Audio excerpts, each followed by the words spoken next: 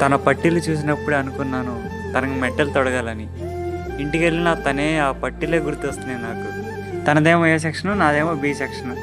మాకు పొద్దున్నే maths period. అయితే మా సార్ లెక్కలు చెప్పడం మొదలుపెట్టాడు. x² + y² అంటే, సార్ ఎక్స్లో వైలో మనకి ఎందుకు సార్, లెక్కలు చెప్పండి సార్ అంటే, వెళ్ళి బయటకు గోడ కూర్చేయమ్మా అన్నాడు. మళ్ళీ ఎలాగో బయటే ఉన్నాం కదా అని తన క్లాస్కి వెళ్దామని వెళ్ళి కిటికీలోంచి తగ్గి చూస్తామంటే మా ప్రిన్సిపాల్ చేశాడు. ఏంటి బంగారం బయట ఉన్న లోపలికి వెళ్ళి చదువుకోపోయి లోపలికి పంపించాడు క్లాస్ ఏకి.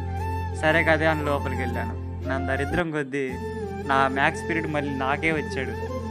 నిన్ను గోడ కూర్చేయమంటే ఇక్కడేం చేస్తున్నావు నాన్న ఈ క్లాస్లో అని చెప్పాడు.